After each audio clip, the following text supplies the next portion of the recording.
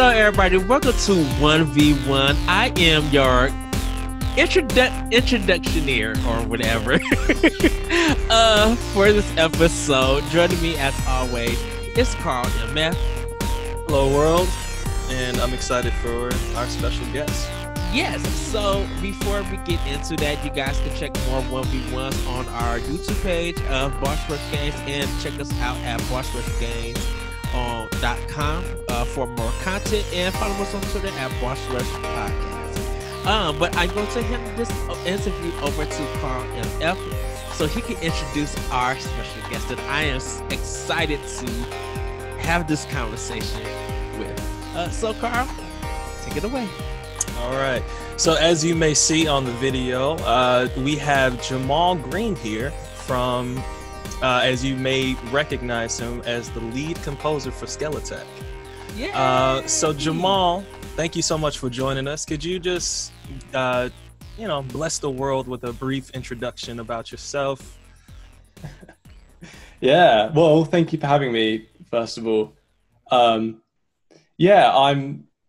a composer for games and films, and I think the real reason I'm here is because I recently scored a game that was published by Konami.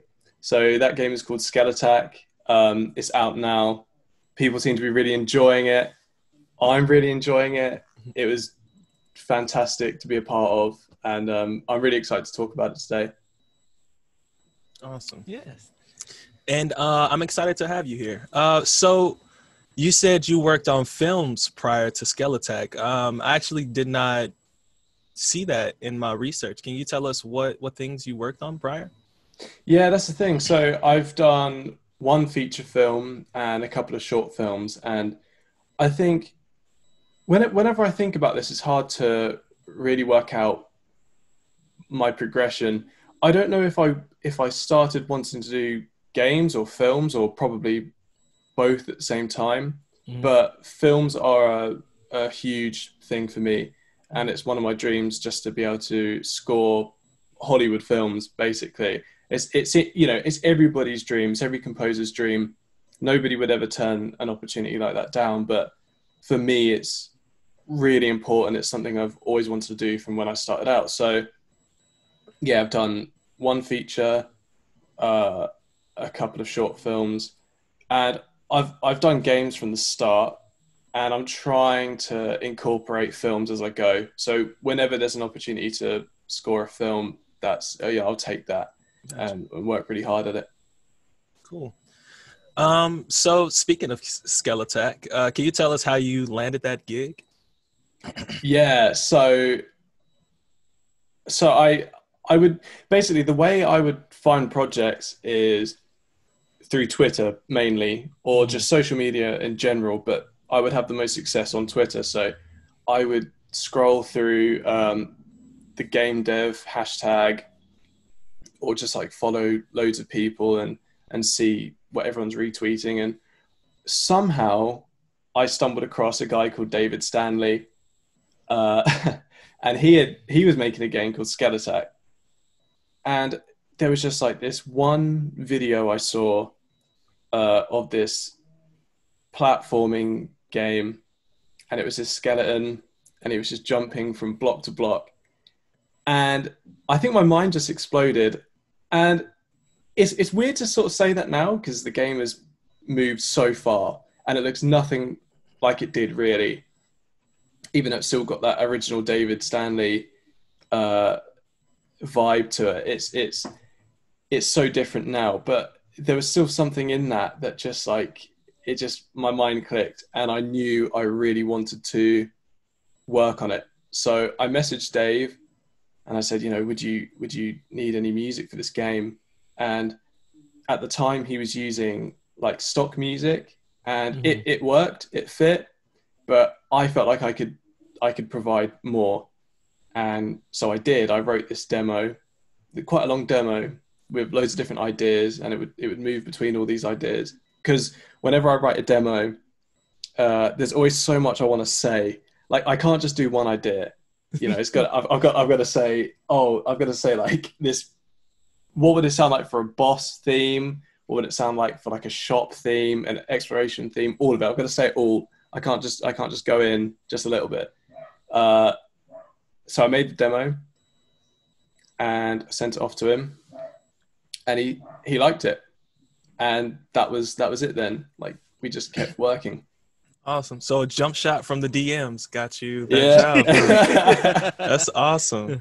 I love it. And that's how we linked up too. So I'm thankful. Twitter, you know, it has its moments. It does. Yeah.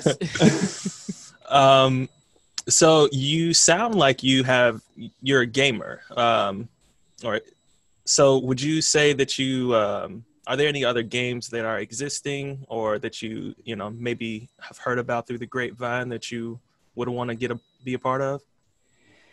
I mean, I'm always trying to move up, whichever way up is. I mean, really, up is just anything that interests me, anything that makes me feel the same way that Skelattack did when I saw it. And I know that. Well, one thing for me that I took away from working on Skelattack is the team grew, and when it grew, I loved working in an environment where there was loads of people. And I want to be part of that a bit more.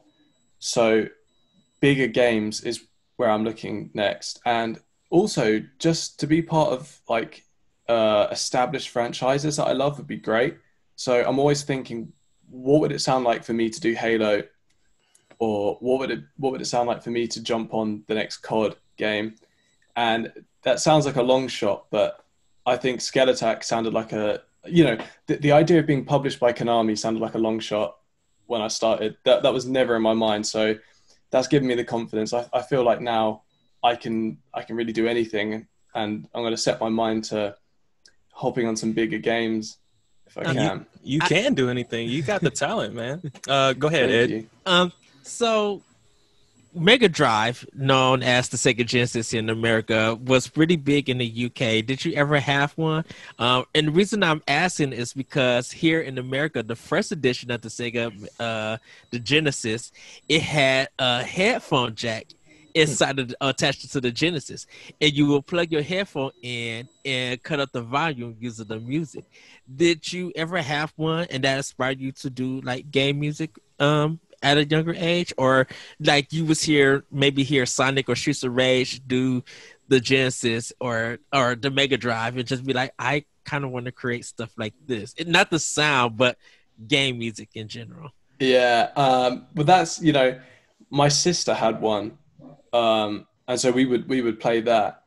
But what did it for me, looking back, is I had a Game Boy, and I put Pokemon Blue in.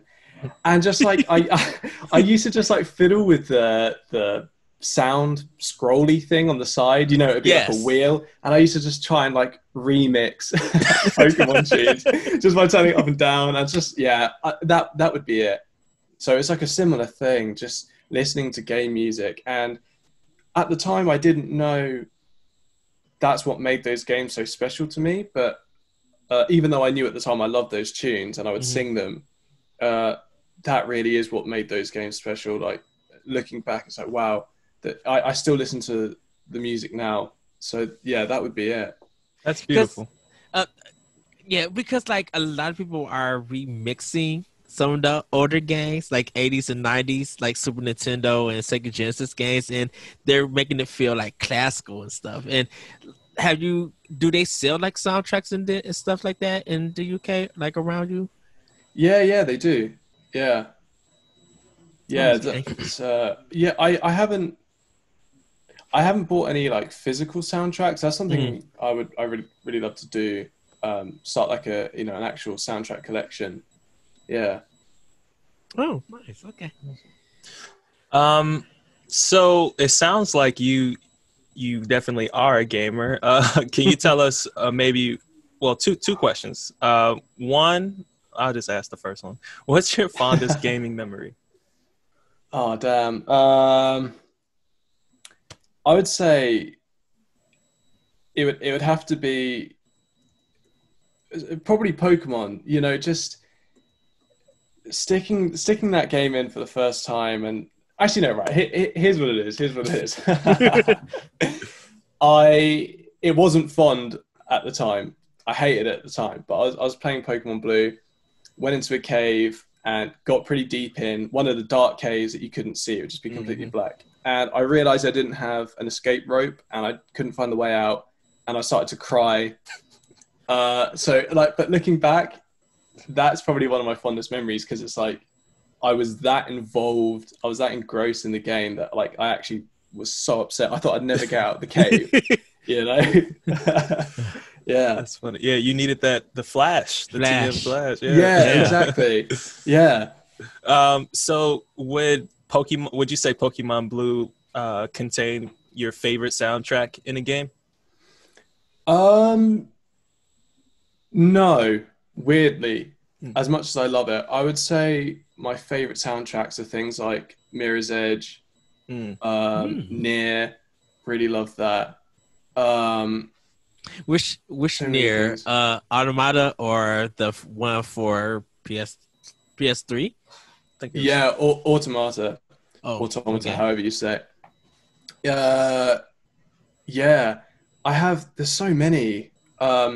And also, so it's I listen to just like film and game soundtracks all the time, and there's just so many game soundtracks that I love. Actually, right, here's what I'm gonna do. I had to make a playlist the other day, and I was asked to include like my favorite game soundtrack. So I'm gonna have a little blitz through. Let's see what I can find. A question about music, because you mentioned a lot of modern games. Indie game music is almost better than AAA in some first party. They're coming like really class, like Grease. Grease has a fantastic soundtrack. The Gardens Between, Rhyme,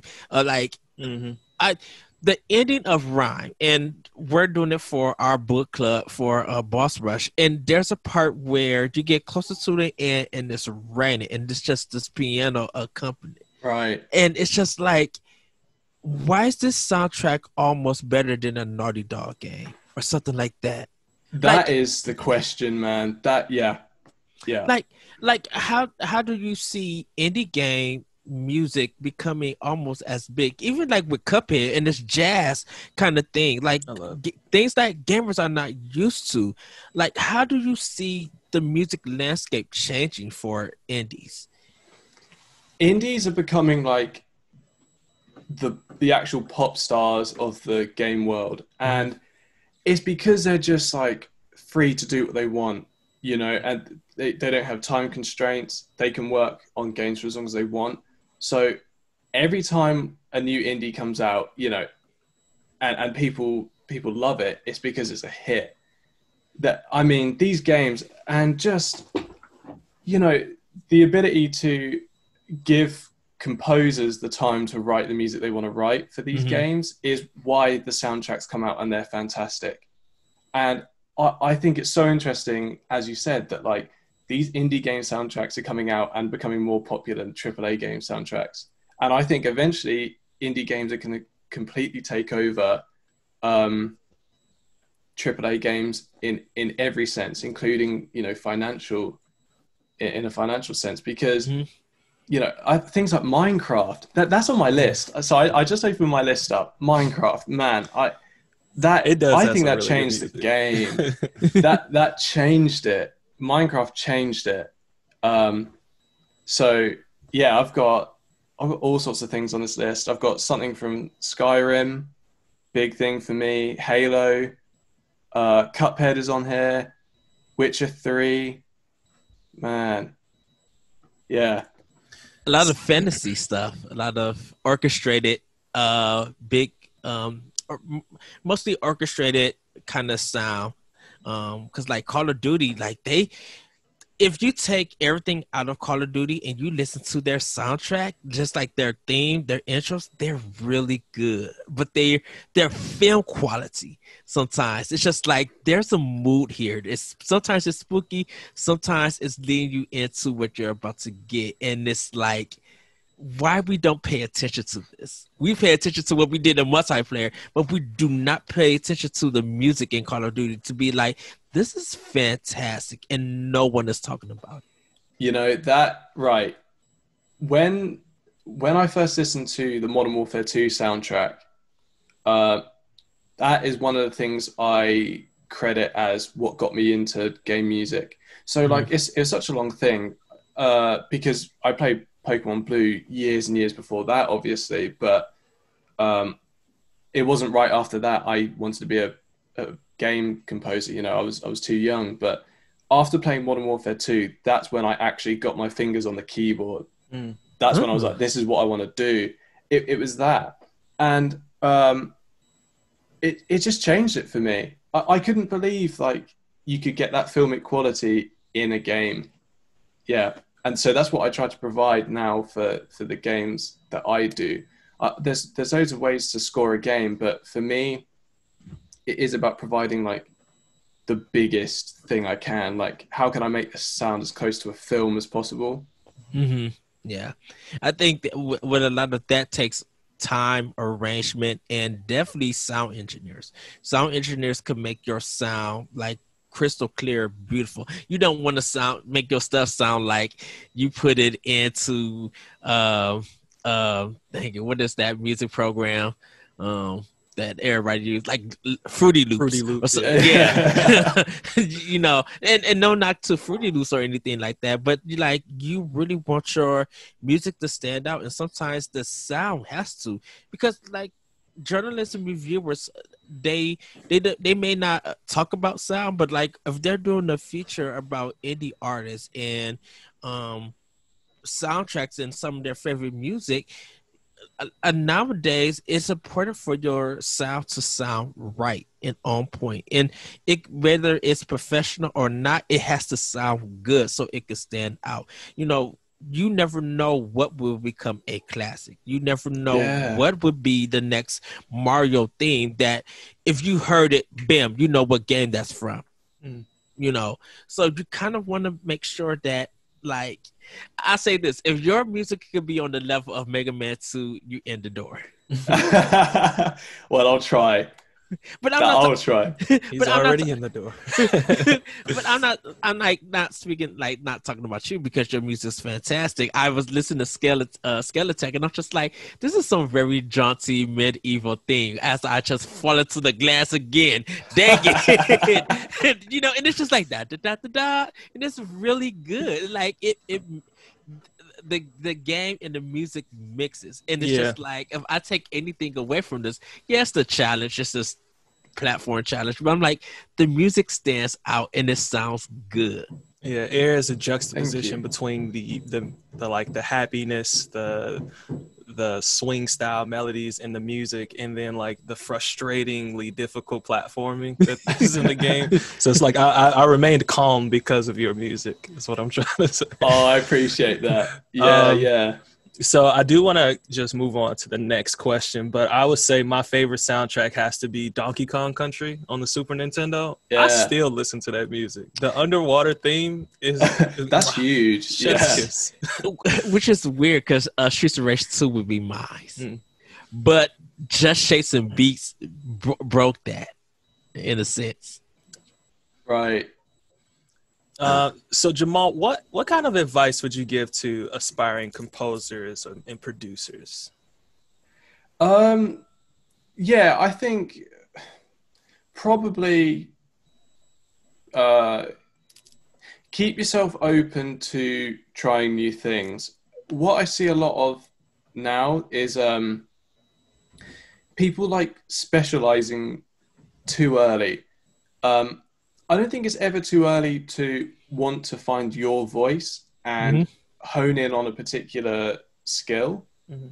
But you could make it easy for yourself by challenging yourself to diversify early, learn a lot of stuff. If there's a style of music you would love to be able to write, but you think it would be too hard, just try. You've got plenty of time, you know, try it now, and you'll open yourself up to a world of new opportunities, really, when people ask you to do things, because you'll have tried it.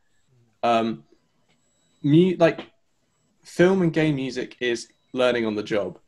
I think a lot of people would would be afraid to admit that, but take opportunities on, and learn on the job. Try your hardest. I've learned so much stuff by taking an opportunity on and thinking there's no way I'm going to be able to do this, but there's not a lot of pressure really if I mess up, which is the beauty of doing indie games, because if you mess up, they've got so much time, they could find somebody else, you know. But take things on, and don't be afraid to try, don't be afraid to fail. And I suppose with that, the other thing is sort of, how should I phrase it, kind of work like you're the best person for the job.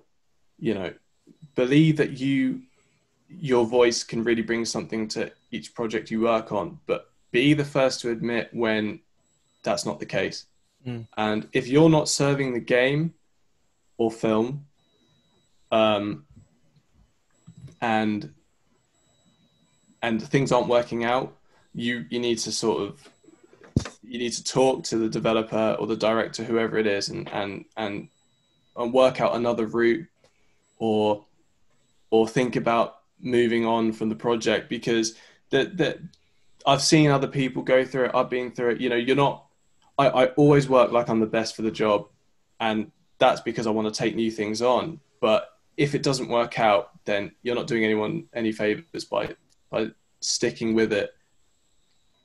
Like, so that would be my overly advice. Stubborn type of thing. Yeah, so exactly. Stubbornness is like, you know, you have to have a bit of that, because people would be too quick to shoot you down, because you can get people to say, oh, your music wouldn't fit this style. And it's like, you haven't given me a shot yet. So let me be stubborn and show you that I can do it. Gotcha. If you do it and it doesn't work out, then you can't be over stubborn. That just doesn't work. Beautiful. Yeah. So that actually leads me into my next question. You know, now that you have your feet wet, would you say there are genres of music that you specialize in? The reason I think I write the music that I do now, so the sort of quirky Skelattack style music, was out of necessity. So I had to work with what I had, and the best stuff I could make using what I had at the time was that stuff, and I'm incredibly proud of it. But as I move forward onto other projects, with Yakuza, with other teams, my music will evolve, because I'll have learned stuff, I'll have new stuff to use. So I don't think I've pigeonholed myself into one particular style, no.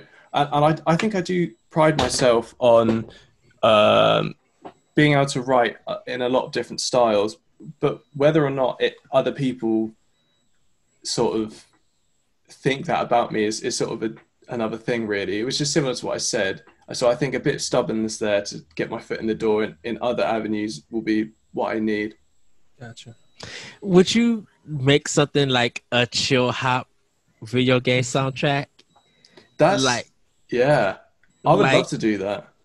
Like cover different stuff, but because Nintendo has one that someone did, and it's just like, that'd be cool if there was an indie chill hop. And I don't know if anyone ever did that. Would that be something like you would just want to do for fun, just put out to the world, be like, this is some of my work, and these are some of the games that inspire me, but this is in this kind of chill hop thing for you guys to relax, and if you want to know more, you can hire me to do your games or something like that.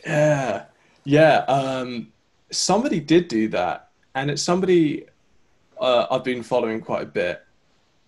His name is, I hope I say his name right, his name is Clark Abood, I think is how you say his name. And he did that with on one of his games. I think it was called Kind Words. I know about Kind Words. Yeah, I heard about it, but I haven't played it yet. But I heard about it. Yeah, so that soundtrack is phenomenal, and that's exactly what he did there, and I just love it. Listen to it if you have time. Just chill out, listen to it. It's so good. Yeah, I would love to do something like that. I just looked it up. Oh, this is that game where people like just send random letters to each other. Yeah, And it's just Yeah. totally wholesome. man. Yeah, that's Yeah. awesome. That's I awesome. think is it on Switch? I see it on Steam. I'm not sure. Steam. Okay.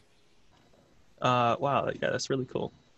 And you know, we're gonna plug your SoundCloud on the website and the video link, but you do have experience making some ominous soundscapes too.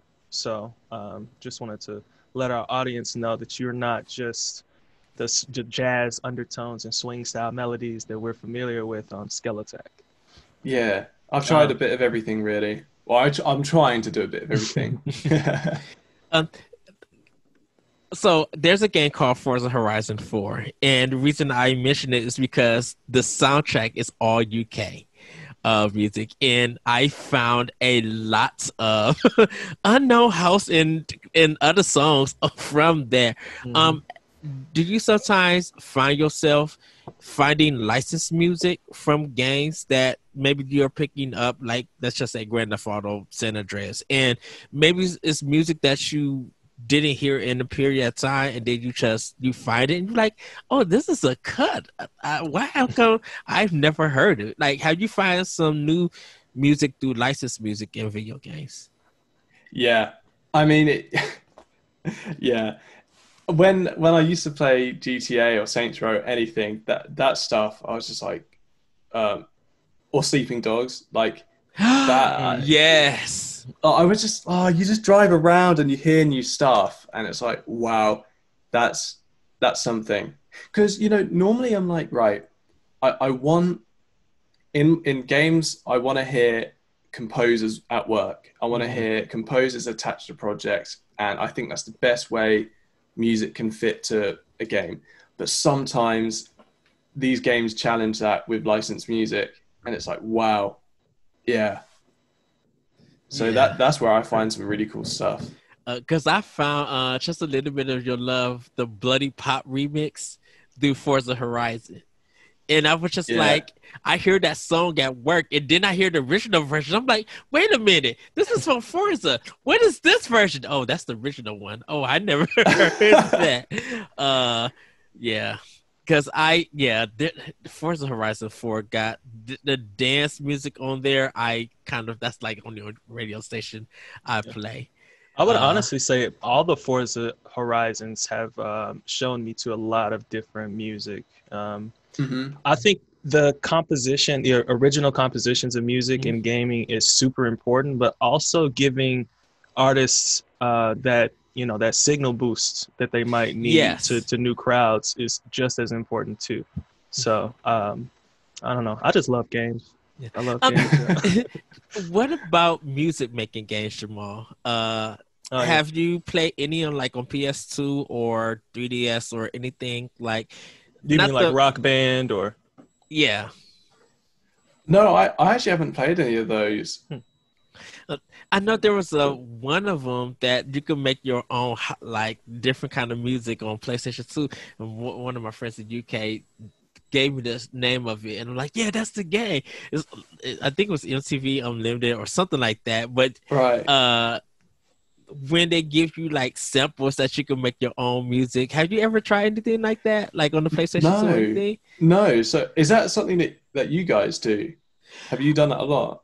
I did it on PS2. I even did it on Mario Paint, where you was able to add the stars and stuff like that. I've seen a load of people do that. Yeah. Someone did call me maybe with that. I was just like, wait, what? Honestly, Call Me Maybe is still a jam. Not gonna lie. Yeah, it is. It is really. Classic. So, Shouts out Carly Rae Jepsen. Yeah. Because it's you are, I get surprised where people take music that's coming out now and put them into video games in like this 8-bit or 16-bit style kind of song, because I'm just amazed that you could take modern music and make it feel retro, and it still fits. And like, I'd rather listen to the retro than the original one. And go ahead. I was just thinking, like, you just kind of got me thinking.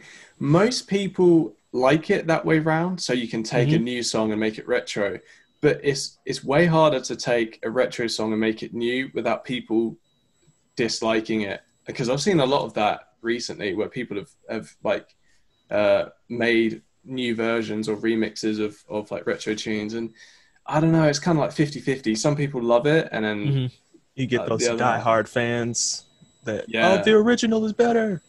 Yeah. I get it. Yeah. Yes.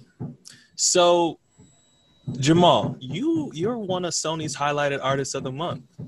Can you tell us how you're feeling about that announcement? How you're planning to ride that wave into your next project? Like, what are your future ambitions?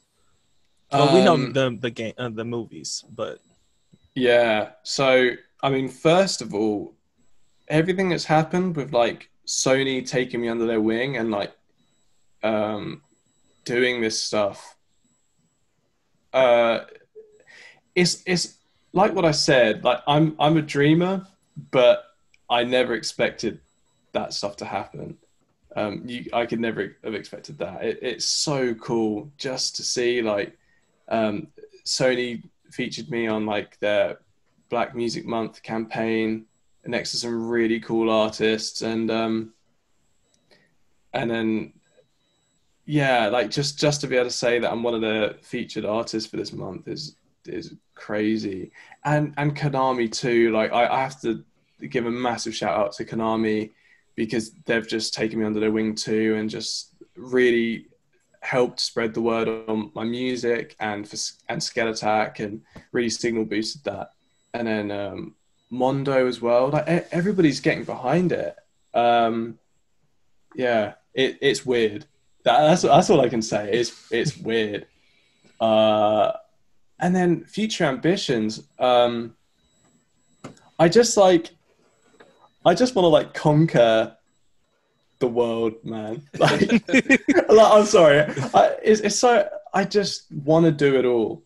And I know if any really experienced like composers or industry people are watching, they're just going to be like, right, you need to, you're thinking way too far ahead, and like, you narrow your search down. But I just want to like, I want to score all the games that I love the look of, and I want to do Halo, I want to do COD, I want to do the feature films, man. I want to be next to Hans Zimmer, and just like stuff like that. I'm not even afraid to just say that stuff. I mean, I could have kept this answer level-headed, but why not just like say it?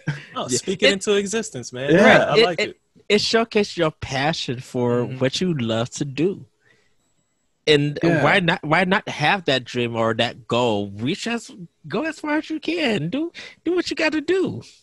Yeah, I mean, I have like a very calculated plan of where I want to go next, like literally over the next year or so, But for the purpose of talking to you guys, I think that the answer I would want to give is just that there's a load of things I want to do, both in films and games. And I also want to continue working with Yakuza, because I love those guys. And, I've seen that team grow and everyone bring their talents in. So I'd say that's something I want to do immediately after the release of Skelattack, which has just gone by. I want to keep working with Yakuza, but that's like forever. I could work with those guys forever, but then long term, there's so much stuff I'd love to say I've achieved, and just to work on loads of different games, like on existing franchises, and also to be part of more franchises that are being built up that like we don't know about yet. So it could be the equivalent of Halo or The Last of Us, whatever it is. I'd love to build something from the ground up as well. I gotta say that this release from Konami, shocked everybody, but I think this is a good look for Konami, because they have had people have opinions about Konami for various reasons. I'm gonna leave it at that. But it's just like, if Konami is working with more indies and publishers, I mean, not publishers, more indie developers and stuff, I could see games like Skelattack bring not only Uzuka recognition, but kind of put Konami back in a good light and show that, hey, even if we're not putting out games, we have helped creators bring out enough games that you guys love and want to explore and finding out the music, finding out these artists and these developers and stuff. I think there was a good thing for Konami to do this. Mm-hmm. That's interesting, and if I can say I had even the most minuscule part of bringing Konami back to game development and game publishing in this way, then I mean that's a huge thing for me. Huge. I love Konami. I love what they've done in the past, and I'm excited what they're going to be doing in the future. I think they've probably got huge plans, and I would love to be part of those plans. Really. Yeah. I'm sure you will be. After Get what you Konami, did with Skelettack. get Konami thank to you, make man. some arcade games to score on. Yeah. I miss Konami arcade games. Yeah. Yeah, they're classics, man. Well, now that Sony, like you said, has taken you under their wing, this is just like off the top of my head, how would you feel if they needed a composer for their next, what is it? I think they still have the rights to Venom, right? Venom 2. Would you be interested in doing like superhero movies? Yeah. Hell yeah. Yeah. I mean, so like superhero movies aren't my favorite type of movie. I'm not a huge fan of them, but just to be able to provide music for a cinematic universe like that, like, yes, please, I will take it. I will take it. I like working in huge teams. I like being part of something bigger than myself. That is great. But I have to say, because I've done a lot of talking about like the huge stuff and my ambitions, but I really do love working with solo developers. I've worked with loads of people where it's just me and them. So, people that do the art for their games, they do the programming, everything but the music. And then I come in and do the music. So that was me and Dave for a while on Skelattack. I love that. I wouldn't change that for the world as long as the project is right. I love doing that. So I want that to continue. I'd always be happy to do that. But yeah, absolutely. If I could be part of like a huge film team and provide music for like massive movies like that, I will take it. I would like to see what you would do with a horror movie for Sony. You gotta listen to his SoundCloud, man. I can see it. I can see it. I'd love to do a horror movie. Yeah. Now, how would your approach be in getting ready for a horror movie production? Like, would you try to study past compositions with horror movies? Would you just try to see the material that they give you and work from there? Like, how would you even get in that mindset? That is a really good question. So what would I do? I'm trying to think. If someone gave me like the new Saw movie or something, I would probably, actually, no, that's not a good example. Let's say it's a brand new movie. Hadn't seen it before. Yeah, I would probably listen to loads of horror music that I love, because there's a lot of that. Then I would take into consideration, obviously, massively what they'd sent me in terms of scripts or like production shots, clips, whatever. And then I'd probably start making some demos and just feel out what it is that they want exactly. The earlier that I can start on something, the better, because then I get time to hone in on exactly what it is that's going to be great for what I'm working on. Yeah, that would be so exciting. That whole time where to everything from that first email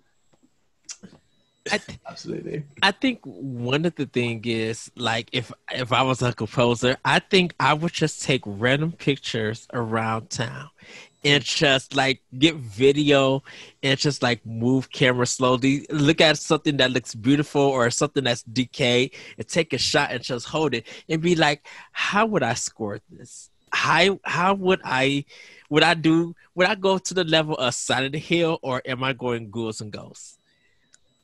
Or am I going to make this so creepy that you wish that silence was around, but even silence is deadly. It's scary. That is good. Like, start making music, man, Right. because I want to hear what you're gonna be making. Yeah. Because it's like, yes, a lot of people will be like, well, I'm trying to make the next John Carpenter soundtrack. Well, you can't do John Carpenter. We already done that. When I'm trying to do Nightmare on Elm Street, okay, we already done that. I'm like, you got to make horror your own, but you got to make the viewer, because us as Black folks, we have the tendency of don't run in there and give all the commentary and miss all the craziness that's going on. Other people, they might be like, oh, I'm scared. No, you got to get everybody on board. And if the music is crazy, if the music is good enough that we are not saying anything, you got us. Yeah, that capture. Yeah. Do you know who's doing that at the moment? Anything from A24. Yes. Yeah, they're doing it. I went to watch Midsummer at the cinema, and oh man, everyone behind me was just shouting. It got to the point where like things got so absurd in that movie that people were actually just shouting, and then like people were so uncomfortable that they were laughing. That is just, I mean, I'd never. And then I watched from the same director. Actually, it was before that. It was like a year or two before. I went to watch Hereditary, and I mean, I'll say it because it's been out for a while. But the girl, like the sister, I think, gets decapitated in the car, and I mean, there was like this deadening silence, and nobody could speak. Like, I could feel people sweating in that cinema. That is what's pushing it now. That's new. I've never been in a cinema when that's happened, where like I've felt the collective, like the collective emotion from the audience. Like everyone just sat behind me. That's twice. A24 movies are really pushing it.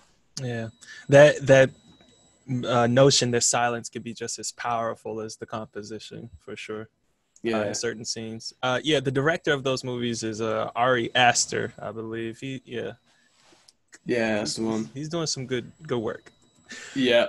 But speaking of horror, real life horror, COVID-19, has that virus affected you and your work much? Game wise, no, because with indie games, people can make their work from home, and I can be a part of that from my home. But films, yes, there aren't many films going around because people can't make them at the moment. So that is pretty much, I mean, that sums it up. If people can make stuff from home, then I can be a part of it. But yeah, films aren't happening really. So your focus, for the next couple months probably are on game projects. Yeah, that's always been the thing that's like, for me, been the easiest to be a part of. Like, the indie game community is so open to new people. So when I started, like, straight away, I already started to find things to work on. So, and that's just carried on. Yeah. Awesome. Yeah. Oh man, Jamal, thank you so much for your time today. You are an amazing guest. Ed, you are an amazing co-host. Do we have any final thoughts or anything you'd like to plug or promote for the audience to stalk you a little bit more? Well, I'll take this time actually just to say some thank yous. I haven't done enough of that, I think. So I want to say thank you to Yakuza, everybody at Yakuza. They're like a new family to me. I want to say thank you to everybody at Mondo who made the vinyl release happen. That's brand new for me, and just massive. Everybody at Sony involved in the soundtrack and making me their featured artist of the month. And you guys for having me on here and let me talk about stuff, letting me vent, having some time away from working, whatever. Like, just thank you to everybody, basically.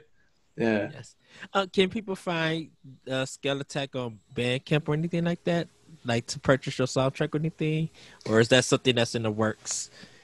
Yeah, I think maybe that could be something in the works. For now, it is on pretty much everywhere but Bandcamp. And Bandcamp. Also not on SoundCloud yet or anything, but Spotify, Apple Music, anything like that. Okay. Awesome. Ed, would you like to say where people can find you? Yes, so you guys can find me on Twitter at ThatVirtualCode. You can check me on Mixer at with the Lyrical One. You can check my podcast, Optional Opinion, on SoundCloud and more.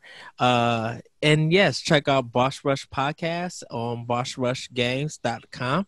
You can follow us on Twitter at Boss Rush Podcast, and you can check us out on YouTube where we have more 1v1s and various other content like Pod and Play, our various podcasts, and other shenanigans, I should say.